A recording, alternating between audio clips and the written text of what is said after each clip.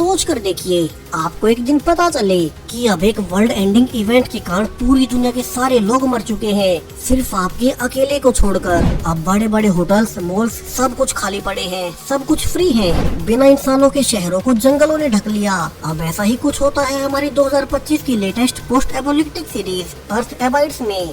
कहानी की शुरुआत इश नाम के एक बायोलॉजिस्ट से होती है, जो कि पिछले कई महीनों से जंगल के बीचों बीच अकेला रह रहा था ताकि अपनी रिसर्च पूरी कर सके। लेकिन अब इसी बीच एक जहरीला सांप उसे काट लेता है। इश घबरा चुका था और इसी हड़बड़ी के बीच उसके हाथ से फोन भी नीचे गिर गया, यानी कि वो किसी को मदद के लिए भी नहीं बुला सकेगा। तो वो खुद से ही हाथ पर कट लगाकर जहर को बाहर निकालने लगता है। यहाँ वो शहर से बहुत दूर रह रहा था, तो वो पानी पीते ही इसी कैबिन में बेहोश हो जाता है।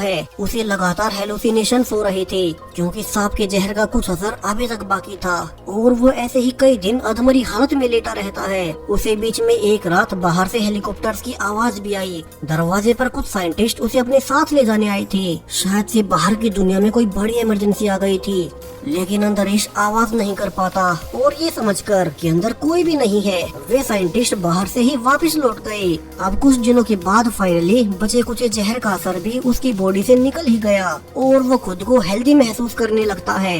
लेकिन क्या पता कुछ जहर अभी भी बाकी हो, इसलिए वो जल्दी से अपनी गाड़ी को स्टार्ट कर शहर वाले हॉस्पिटल में जाने लगता है। लेकिन अब शहर में जाते ही यहाँ तो सब कुछ बदला हुआ था। ईश देखता है कि यहाँ पर अब रोड पर कोई जिंदा इंसान नहीं है। पूरी दुनिया में तबाही फैली हुई थी। सड़कों पर हजारों गाड़ियाँ बंद पड़ी थी। उन गाड़ियों में सभी लोग मरे हुए थे। वो जल्दी से एक रोड साइन पर पड़ता है। असल में पिछले कुछ दिनों में पूरी दुनिया में एक ऐसी बीमारी फैली जिसने चंद दिनों में सारी आबादी को मार डाला।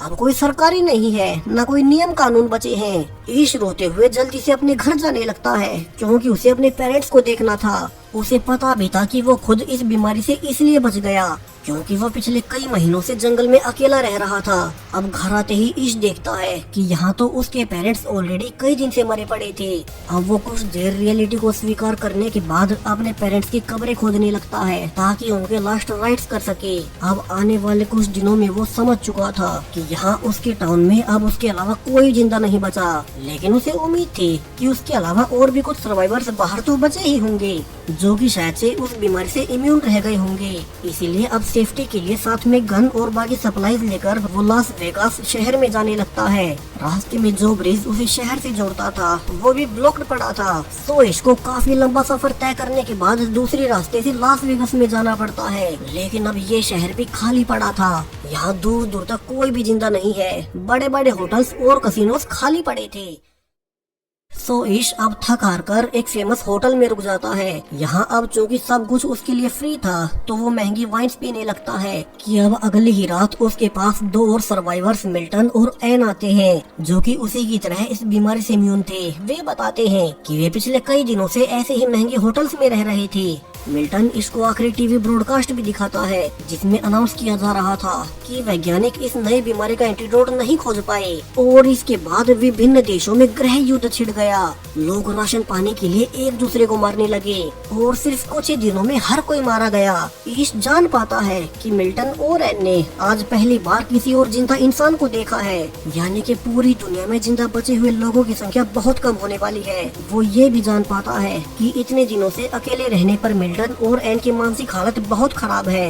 एन रिवील करती है कि उसने वीडियो कॉल पर अपने पति और बच्चों को मरते हुए देखा था, जिसके बाद अब उसे जीने की कोई इच्छा नहीं रही। अब ईश आने वाले कुछ दिनों तक उन्हीं के साथ इसी महंगी होटल में रहना शुरू करता है। इतने महंगे और ब्रांडेड कपड़े सब कुछ फ्री होने पर अब उन्हें कुछ भी अच्छा नहीं लगता, मानो ब्रांड्स की कीमत भी इंसानों के साथ ही खत्म हो गई। मिल्टन भी बताता है कि वो एक बड़ा बिजनेसमैन था और उसने अपनी मेहनत से बहुत कुछ कमाया, मगर अब ना उसके पास उसकी शोहरत है और ना ही उसकी फैमिली।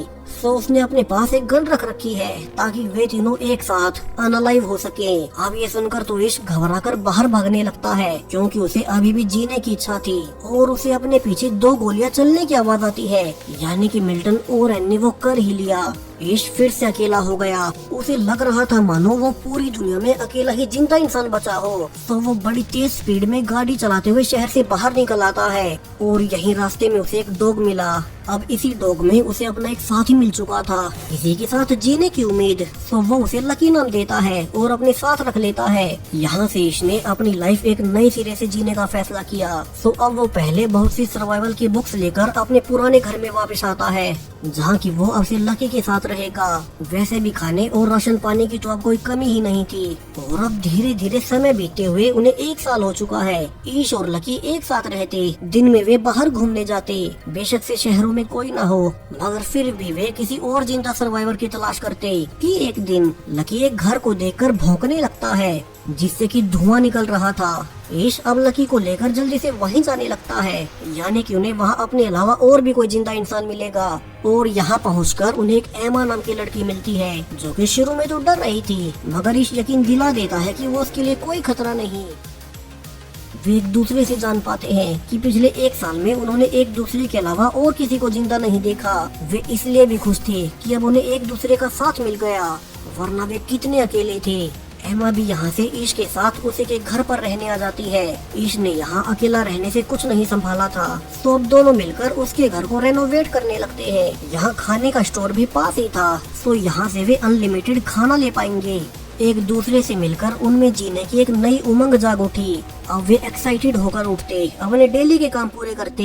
यहाँ उन्होंने अपनी हॉबीज भी डेवलप कर ली थी, ताकि वे बोर न हो। वहीं इसके अलावा उन्हें ये भी पता था कि अगर वे दुनिया के आखिरी बचे हुए कपल हुए तो उन्हें ही आबादी को आगे बढ़ाना पड़ेगा। वहीं अब तक इंसानों के विलुप्त होने के बाद जंगली जानवर शहरों तक आने लगे थे। समय के साथ ईश ने घर में सोलर पैनल्स भी लगाने शुरू कर दिए, ताकि उनका घर पूरी तरह से रेडी हो जाए। वहीं कुछ ही दिनों में एमा भी ईश के बच्चे की प्रेग्नेंट हो चुकी थी। एमा बहुत खुश थी कि अब उन्हें जीने का एक और कारण मिल जाएगा, जबकि ईश स्केप्टिकल था कि उन्हें अपने बच्चे को इस पोस्ट एपोलिप्टिक दुनिया में लाना भी चाहिए या नहीं। इसके अलावा उन्हें इस बेबी की डिलीवरी भी करनी थी। सो ईश पास की लाइब्रेरी में जाकर बेबी पैदा करने की बुक्स पढ़ने लगता है। समय के साथ उनका घर हर ओर से सेफ हो चुका था। उनके घर पर सोलर पैनल्स लग गए, तो अब वे खाने को फ्रीजर में स्टोर कर पाएंगे। उन्होंने बहुत से चिकन्स और पालतू जानवर पाल लिए थे, जिनसे उन्हें अंडे और दूध मिल रहा था। उनके पास एक बड़ा हरा भरा गार्डन एरिया था।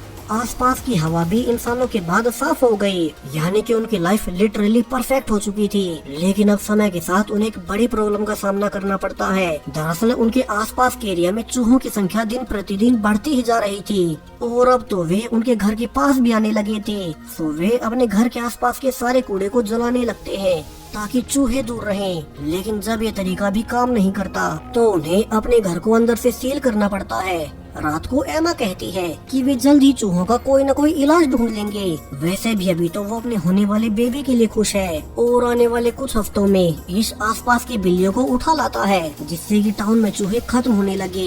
और आखिरकार वो दिन आ ही गया जब एमा को बेबी पैदा होना था। दोनों ने इस दिन की बहुत तैयारी कर रखी थी, तो इसकी मदद करने पर उन्हें एक हेल्दी बेबी गर्ल पैदा होती है। वे खुश थे और वे टाउन में जाकर अपना एड्रेस पेंट कर देते हैं, ताकि अगर कोई और बचा हुआ इंसान उनके टाउन में आए तो वो खाने और पानी के लिए उनके घर आ सकते हैं। और अब धीरे धीरे 6 साल बीत चुके थे। आज जब ईश अपनी गाड़ी से जा ही रहा था कि रास्ते में उसकी गाड़ी के सामने एक जानवर आ जाता है। दरअसल अब जंगलों और शहरों में कोई बाउंड्री नहीं बची, तो अक्सर जंगली जानवर शहरों तक आते ही रहते हैं। अब ईश भी उसे देख ही रहा था कि इसी बीच उसे एक लड़की दिखाई देती है, जो कि डरकर उसे दूर भाग रही थी। ईश भागकर उसे जल्दी से रोकता है कि वो उनके घर चले, लेकिन वो लड़की कुछ ज्यादा ही डर रही थी, और वो ईश के उसे सेब देने पर समझ जाती है कि वो उसे कुछ नहीं कहेगा। तो वो उसके ट्रक में पीछे बैठकर घर तक आती है। यहाँ तक ईश और एमा ने 2 बच्चे पैदा कर लिए थे। बड़ी बेटी हेदर के पैदा होने के 2 साल बाद उन्हें एलेक्स भी पैदा हुआ। वही एमा तो अब तीसरे बच्चे से भी प्रेग्नेंट है। अब लगता है कि पूरी दुनिया की आबादी यही 2 बढ़ाएंगे। खैर, अब इसके अलावा उनके टाउन में लिखे एड्रेस के बाद 2 और सर्वाइवर्स उनके साथ रहने आ गए, जॉर्ज और मरीना। हालांकि वो नई लड़की अभी तक डरी हुई थी और वो ट्रक से नीचे नहीं उतरती। यहाँ बाकी सब भी ज्यादा जोर जबरदस्ती नहीं करते, और वो लड़की आज की रात उसी ट्रक में ही रही। अब सुबह जब मरीना उसे खाना भी देने जाती है तो वो घबरा जाती है। तो मरीना उसे अपनी कहानी सुनाती है, कैसे वे भी एक साथ ही भटक रहे थे। फिर उन्हें ईश और एमा का एड्रेस मिला, और फिर वे पिछले कई सालों से यहीं आराम से रह रहे हैं। यहाँ किसी चीज की कमी नहीं। अब उस लड़की को नहाने का कहकर मरीना उसके सामान से अजीब सी ड्राइंग्स देखती है। इसके अलावा एक लेटर भी था जिसमें कि उस लड़की का नाम ईवी लिखा हुआ था।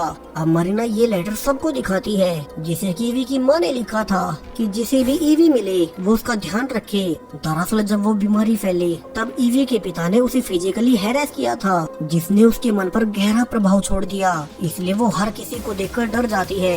और एक दिन ईवी की माँ ने ही उसके पिता को मारकर ईवी को बाहर भगा दिया था। पांचों अब ईवी को अपनी फैमिली में शामिल कर लेते हैं। जल्द ही एमा को भी तीसरा बच्चा पैदा हो चुका था, जिसका कि वे जोए नाम रखते हैं, क्योंकि उनकी फैमिली बढ़ती ही जा रही थी। वे आने वाले 1 साल तक खुशी खुशी एक साथ रहते हैं कि अब एक दिन उन्हें किसी के आने का सिग्नल मिलता है। तो सभी बच्चों को घर में जाने का कहकर सभी अडल्ट्स गन लेकर देखने जाते हैं कि ये कौन है। वे देखते हैं कि ये तो एक और सर्वाइवर्स का ग्रुप था, जो कि टाउन में इसका एड्रेस देखकर आए थे। अब इस ग्रुप में थे मोली, जीन, एजरा और उनका बेटा रईफ। तो अब वे उन्हें भी अपने साथ ले चलते हैं। मोली रिवील करती है कि वे पिछले 8 सालों में 4 ही जिंदा लोग देख पाए, मगर उनका कोई ठिकाना नहीं था, वे मारे मारे फिर रहे थे। सो एमा कहती है यही अब उनका घर है, यहाँ वैसे भी रिसोर्सेज की कोई कमी नहीं, वे एक साथ मिलकर एक नई सोसाइटी बना सकते हैं। अब इस नए ग्रुप में मोली एक डॉक्टर रही थी, यानी कि अगर किसी मेंबर को चोट भी आती है तो ग्रुप में एक डॉक्टर का होना उनके लिए बहुत काम आएगा। अगले ही दिन ईश नए मेंबर्स को रूल समझाने लगता है। अब चूंकि शहर और जंगलों में कोई बाउंड्री नहीं बची, तो बहुत बार जंगली जानवर उनके आसपास घूमते रहते हैं। इसलिए जब भी वे बाहर टाउन्स में सप्लाईज लेने जाएं, तो उन्हें हथियारों और किसी न किसी के साथ जाना होगा। सभी अडल्ट्स आज एक साथ टाउन के दूसरे कोने तक आ जाते हैं, जहाँ की एक हॉस्पिटल भी था, और मोली एक डॉक्टर होने के नाते यहाँ से बहुत सी दवाइयाँ ले पाएगी। अब वे काम की सभी सप्लाईज को लेकर वापस से घर लौटाते हैं। यहाँ नई मेंबर जीन एक सिंगर हुआ करती थी, तो वो सब के लिए परफॉर्म करती है। जीन इसके अलावा अपने बॉयफ्रेंड इजरा से प्रेग्नेंट भी थी। वहीं आज जॉर्ज और मरीना भी इतने सालों बाद पहली बार इंटीमेट होते हैं। अब आने वाले महीनों में जीन और मरीना दोनों एक एक बेबी को जन्म देती है, और अब ऐसे ही धीरे धीरे 14 साल बीत चुके हैं। ईश और एमा पहला कपल जिन्होंने फैमिली शुरू की थी, अब उनकी फैमिली बहुत बड़ी हो चुकी है। वे आज अपनी सबसे बड़ी बेटी हैदर का बर्थडे सेलिब्रेट कर रहे थे। यहाँ ईश अब अपने ग्रुप के सभी बच्चों को पढ़ाता, ताकि उन्हें पहले वाली दुनिया का भी सब पता हो। पहले वाली दुनिया जो कि आबाद हुआ करती थी, वहाँ की सोसाइटीज काम कैसे करती थी, वहीं आगे आने वाले समय में उन्हें ही दुनिया को आगे बढ़ाना होगा। सो ईश बच्चों को सब समझाता। अब एक दिन जब बहुत तेज तूफान आया था, तो वे नोटिस करते हैं कि उनका डॉग लकी तो घर पर नहीं है। ईश जल्दी से उसे ढूंढने जाता है और देखता है कि लकी तो बेचारा एक पेड़ के नीचे दबकर मारा गया। ईश इससे बहुत दुखी था, क्योंकि लकी उसे तब मिला था जब उसने जीने की उम्मीद खो दी थी। लकी एमा से भी पहले से उसके साथ था, तो वे लकी की अपने गार्डन में एक समाधि बना देते हैं। उसे ग्रुप के पहले मेंबर का दर्जा मिलता है, जिसकी वजह से उनका ये ग्रुप शुरू हो पाया। और फिर समय के साथ ईश की फैमिली के मेंबर्स बढ़ते ही रहे। अब आज जब ईश अपने बच्चों को देख ही रहा था कि एक जंगली शेर उनके घर पर घुस आता है, ईश बाकी बच्चों को बचाने के लिए उसके सामने आ गया, और जब तक बाकी लोग उसे बचा नहीं आ पाते, तब तक वो शेर ईश को बुरी तरह से चीर फाड़ कर जा चुका था।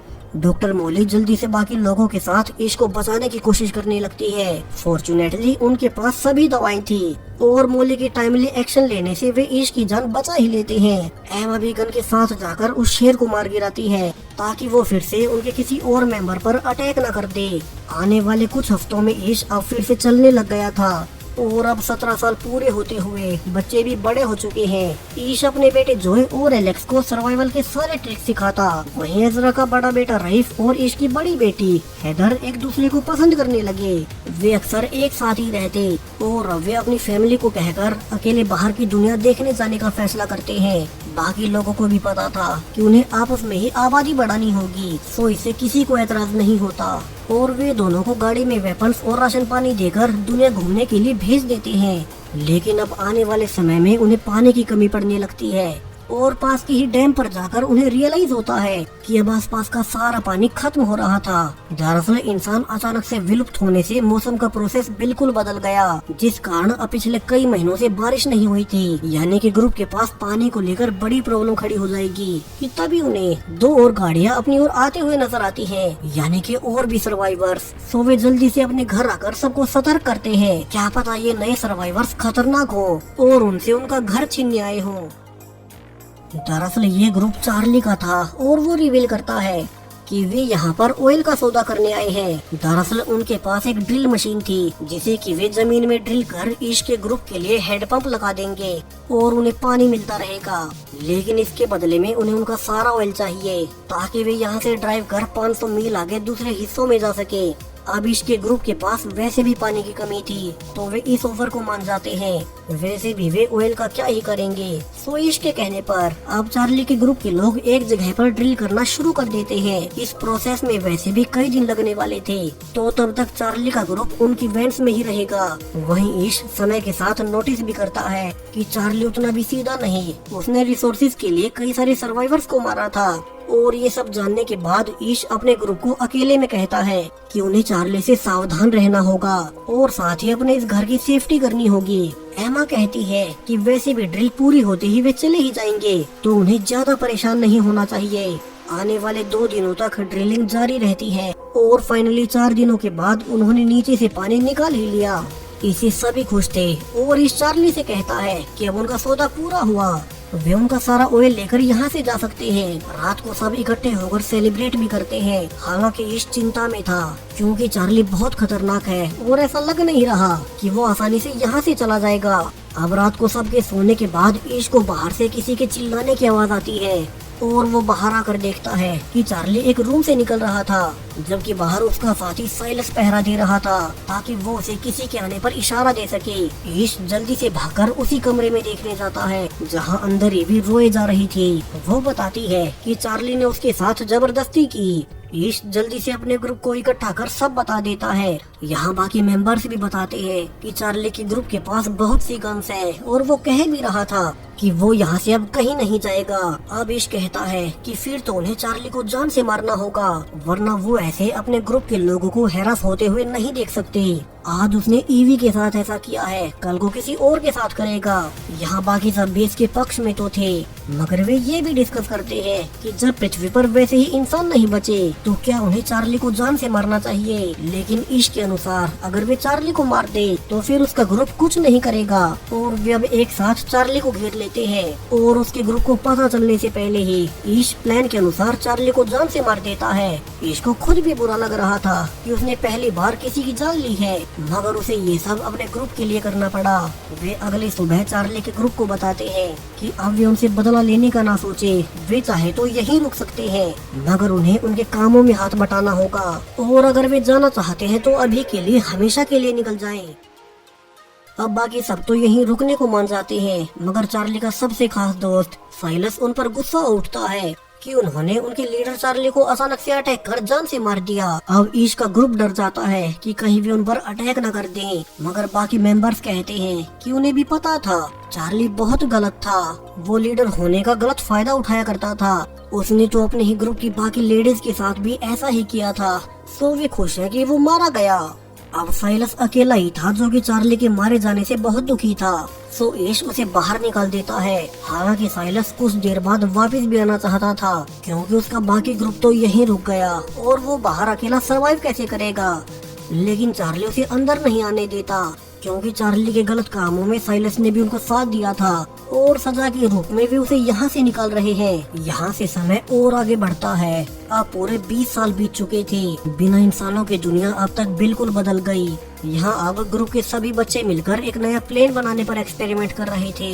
ईश का बेटा कहता भी है कि आने वाले कुछ समय में वे इसे परफेक्ट कर लेंगे ताकि वे पहाड़ों से आसानी से नीचे उतर सके। लेकिन अब आने वाले कुछ दिनों में ग्रुप के कई सारे मेंबर्स बीमार पड़ने लगते हैं। उन्हें जल्दी रियलाइज हो जाता है कि ग्रुप के आधे से ज्यादा लोग फिर से बीमार हो गए और उनमें वैसे ही सिम्टम्स थे जैसे 20 साल पहले फैली उस बीमारी में थी। डॉक्टर मोली अब रिवील भी करती है कि वैसे तो वे उस बीमारी से इम्यून हो चुके थे लेकिन अब समय के साथ वो वायरस और इवोल्व हो गया। हालांकि ये नई स्ट्रेन इतनी भी पावरफुल नहीं है तो वो इसका इलाज ढूंढ लेगी। तो बचे हुए मेंबर्स बीमार लोगों की देखभाल करना शुरू करते हैं। यहाँ ईश का बेटा जोई तो और बुरी हालत में था जहाँ पूरा ही ग्रुप इसकी वजह से परेशान तो था ही कि एक दिन ईश की बड़ी बेटी हैदर घर अकेली वापस लौटती है जो कि रेफ के साथ बाहर की दुनिया घूमने गई थी और वो भी अब अपनी ट्रिप के बारे में सब कुछ बताना शुरू करती है। वो रेफ अपनी गाड़ी लेकर बहुत सारे शहरों को पार कर आगे बढ़ रही थी। वे हर रोज नई जगहों को खोज रहे थे, लेकिन हर बार हर एक टाउन उन्हें अबेंडन ही मिलता। वे कोशिश कर रहे थे कि उन्हें कोई तो और सर्वाइवर मिले, मगर उन्हें कोई नहीं मिला। तो एक दिन जब वे एक पहाड़ी पर कैंपिंग कर रहे थे कि उन्हें एक आदमी नजर आया।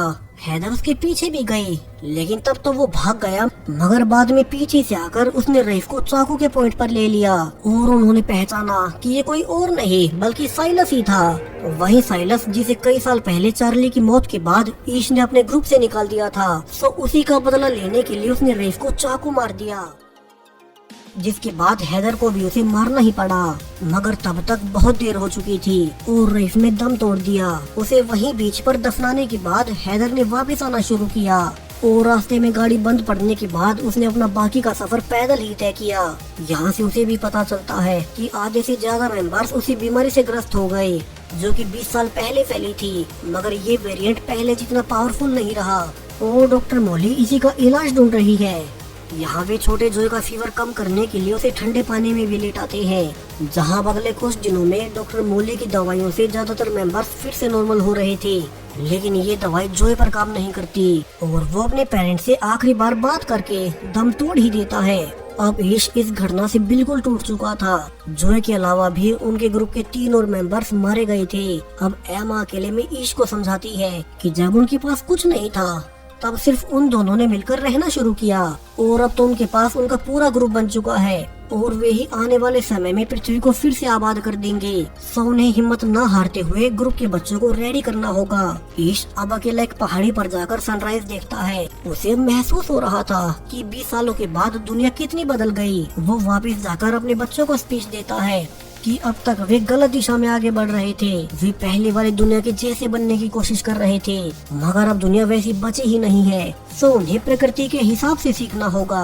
अब उन्हें नेचर ही सिखाएगा। अब से उन्हें वो सीखना होगा जो उन्हें इस नई दुनिया में रहने में मदद करे। और अब वे एक साथ मिलकर रेडियो को फिर से चालू करने लगते हैं ताकि वे आपस में एक कम्युनिकेशन बना सके, जहाँ से अब वे एक साथ मिलकर अपनी नई इंसानी सोसाइटी खड़ी करेंगे। वे सोशल इवेंट्स रखेंगे ताकि बच्चों को पता लग सके कि कैसे इंसान एक सोशल जीव है। और वे आसपास जाकर बर्बाद हो चुके शहरों को अपने हिसाब से रेनोवेट करना शुरू करते हैं ताकि वे इस नई दुनिया की नई सोसाइटी शुरू कर सके, जहाँ अब धीरे धीरे इस नई दुनिया को 50 साल बीत चुके थे। बूढ़ा ईश अपने पोते को कहता है कि ये नई इंसानी सभ्यता उन्हीं की वंशज है, जिसे अब उसे आगे बढ़ाना होगा। और इसी हैप्पी एंडिंग के साथ ये पूरी सीरीज यहीं पर खत्म हो जाती है। तो अगर आपको वीडियो पसंद आया हो तो चैनल को सब्सक्राइब करते जाएं और भी ऐसे ही वीडियोस के लिए।